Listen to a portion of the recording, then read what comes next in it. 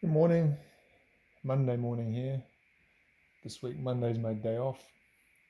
Um, Looking at the Batman section of my soundtrack collection. So I've got three Batman soundtracks, all from the I guess the original, well not the original, it wasn't the original, the late '80s into the '90s part of the Batman franchise. So you got the original. Keep saying original. You got the first of that series, the one that was released in 1989, the first Michael Keaton movie, and this is a soundtrack which is written by Prince. So there's two for this one and for a few of the other ones. There's this and then there's a score. So the score was done by Danny Elfman, which is, if you've ever seen those Batman movies, those early ones, or the Batman animated, that very recognizable that part, and Danny Elfman wrote that and the entire score for this 1989 Batman movie. But that's not this. This is the accompanying soundtrack, which was written by Prince. And I guess the most well-known song from that would be Bat Dance.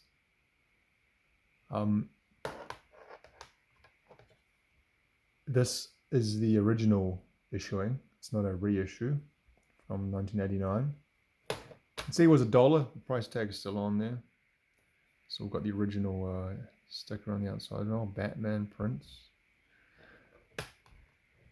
I remember when this movie came out, for me, it was huge. I was living in Ireland at the moment. Well, not living. We were in Ireland at the moment. And at that time, in 1989, and it was, used to see Batman everywhere then.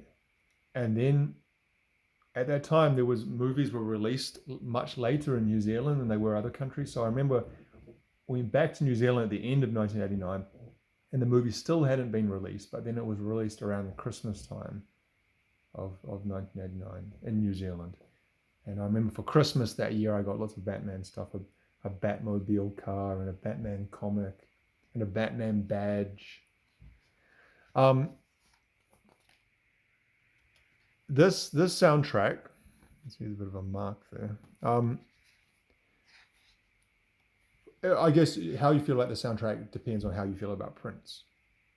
And obviously, Prince is considered a musical genius, and he is. In saying that, I wouldn't say I'm the biggest Prince fan. There's a lot of Prince songs I do like, but Prince is kind of someone who passed me by, I say, and I never really gone in depth to listen to stuff. And the things that, there's singles and things, there's some good songs that I don't like so much as well. But he's just, it's something I've never really connected with Prince. And that's kind of how I feel about this album as well. It was very well reviewed. It's considered a great album. It sold millions of copies. And so I'm not saying it's bad or anything. It's just, it's a Prince album. And if you like Prince, then you'll like this. And probably even if you don't like Prince, you might still like it. I mean, you don't have to be a specific Prince fan, but yeah, it's a Prince album with the theme of Batman.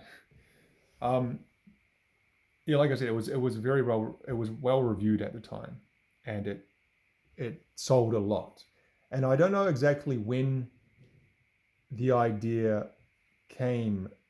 Well, I guess he did Purple Rain as well, the soundtrack for that. But I mean the idea of one artist doing all the like a pop album for the movie, not necessarily the songs that will feature in the movie, but to kind of go alongside with the movie. I'm not sure when that first happened or how common it was before this or even after it. I can think of a few movies where they've done it after, but anyway, so that's 1989 Batman. Then we had Batman Returns, which I don't have the soundtrack for. Apparently the soundtrack for that was just the score, which was done by,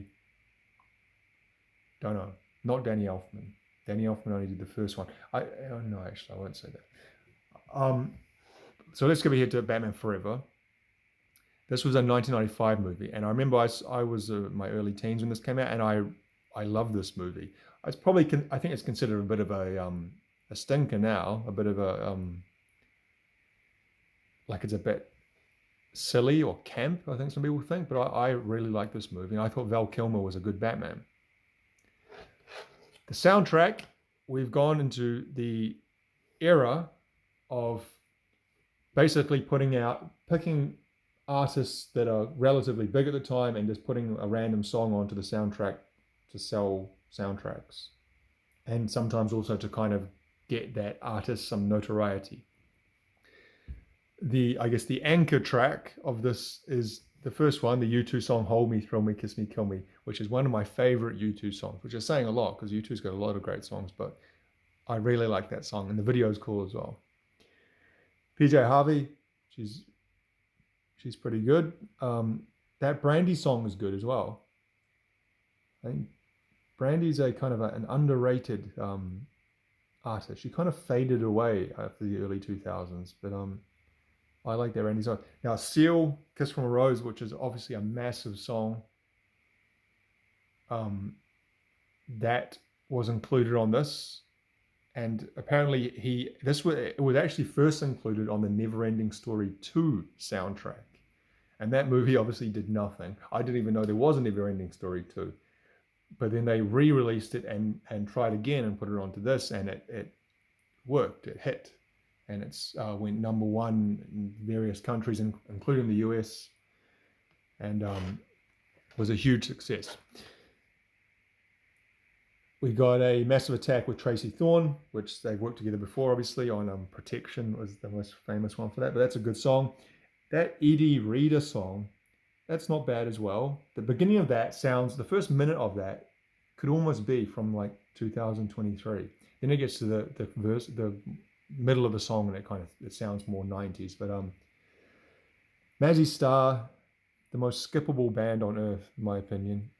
I've never heard a Mazzy Star song where I've just haven't thought like, next. Offspring, good song. Nick Cave, it's a good song. Method Man, if you like Method Man, it's a good song. Actually, this was produced by RZA, this album, so maybe that's why he got Method Man on there. Michael Hutchins does a cover of The Passenger by Iggy Pop. Shouldn't Have Bothered. Devlin's, I don't know much about them. That song's fine. That Sunny Day Real Estate song, that's a good song. 8. I like that song a lot. I like that band a lot, but that song is a great song. Flaming Lips, it's just another Flaming Lips song. If you like Flaming Lips, you like it. If you don't, you won't. Condition of this one's pretty good. The booklet looks fine. Go through just some basic liner notes. There was Nicole Kidman was the lady in that one. So it was like Val, what's her face? Who was in the first one was who was it? Oh, Kim Basinger in the original. And how many times have I got to say the original? In the 1989 movie, Batman Returns was Michelle Pfeiffer as Catwoman, Nicole Kidman in this one, and then in this one was Alicia Silverstone played Batgirl. Was there like a love interest for Batman in this one? I don't know. I've never actually seen this movie.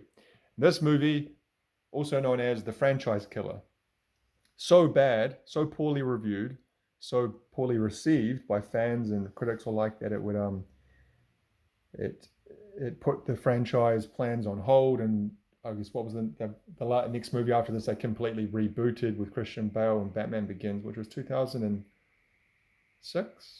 I think. This was 97. And as much as the movie was poor, the soundtrack, I think, is pretty good. Or at least a few of the songs. The first song, The Smashing Pumpkins, The End is the beginning of the end, And one of my favorite songs by that band. And again, they've got a lot of great songs, but I really like this song. And the song, I did a talk about a door on one of these videos a few weeks ago, and I talked about how One of the songs, Apples and Oranges, sounds very much of the time, 1998. Well, this song sounds very, very much of the time, 1997. And that's not a bad thing, in my opinion. It's a really good song. I like it a lot. Bone Thugs and Harmony, not really my thing. R. Kelly, Gotham City, that was a big song. I can't stand it. I don't really like R. Kelly, to be honest. I don't like that kind of overwrought R&B. Obviously, he was huge, though, in jail now, apparently. Arcana, that song's terrible. House on Fire, that's a bad song, in my opinion. REM Revolution, that's a very 80s sounding, the 80s era of REM sounding. It's got like a really, kind of goes back to almost like their more simple punk approach that they had in the early 80s, as opposed to the 90s where they got into more mandolins and things like that. The drum beat, it doesn't sound like a Bill Berry drum beat, but I looked at the thing and Bill Berry is playing the drums. So, Jewel, Foolish Games, so it's obviously a massive song. Don't know how it fits on this soundtrack at all. Lauren Christie, Bree, don't know much of that. Soul Coughing, that was not a great song either.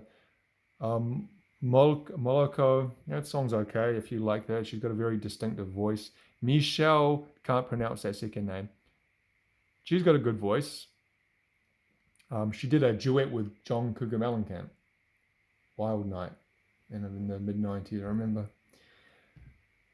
And then we got Eric Ben, I don't even know who that is. Elliot Goldenthal. Now, he was the one who did the score for both Batman Forever and Batman and Robin. So I think they also released, I know Batman Forever they released the score separately, and I think for Batman and Robin they did also. Obviously didn't sell anywhere as much. This sold over 1 million CDs. Sorry, 1 million copies, maybe not all CDs. The condition of this one's not so great. You can see that the teeth of the jewel case are gone. The booklet's okay. It's not ripped or torn or anything. There's the okay. So that's right. The other female was Uma Thurman as Poison Ivy. You had Robin and old Arnold as Mr. Freeze. So actually going through that, I realized that Batman and Robin soundtrack isn't as good as I was in my mind. I think I so highly rate the Smashing Pumpkins song that I overestimate the rest of the album. The rest of the album's actually a bit forgettable. But god damn it. It's not helping things, is it? And that last song, it's another Smashing Pumpkins song. The beginning is the end is the beginning. Oh, that's cheeky, isn't it? They reversed the title, and it's almost just like a remix of the first song, bit of a throwaway song. Now, I might be wrong, and I haven't checked for a couple of months, but that Smashing Pumpkins song isn't on Spotify. The first one, the end is the beginning of the end. That's not on Spotify. And that's one of Spotify's downfalls, is that there's so much music available, of course. But there's weird holes in it. Obviously to do with copyright or licensing agreements or things like that song. Another one I noticed wasn't on there was Ozzy Osbourne's Back on Earth, which was the bonus track on his Greatest Hits album in the late 90s. And Hanging on the Telephone by The Nerves, Blondie did a cover, or they're doing a cover of Blondie. I don't know. Blondie did a cover, did a version of it. Whether they wrote it or the Nerves wrote it, I don't know. But the Nerves version is not available. South of Heaven by Slayer. This is random songs. And the other songs on the same album will be. So it's not like they're censored or anything like that.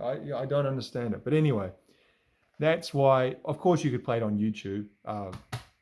The song I'm talking about, the Smashing Pumpkins song, but sometimes it's good to have the physical copies so that you can be assured you can hear what you want to hear. Anyway, yeah, that is my Batman soundtrack collection. Hopefully I can fill it out by getting the scores, because I'd like to get the scores by Danny Elfman, the first one, and was it Elliot Goldenthal for this one and Forever? No, Batman and Robin. Not that one. There is 12. 13, sorry. Elliot Goldenthal. And I don't actually even know about the new crop of movies, the Christian Bale ones, or the other ones. I've lost track now how many the Ben Affleck and the guy from Twilight. I'm sure there'll be someone else coming soon. It's like, kind of waters it down a bit, doesn't it? Just pumping out these movies and then changing the guy all the time. It's the same with I don't know. Anyway, thank you for watching. Sorry, this one was a bit of a ramble.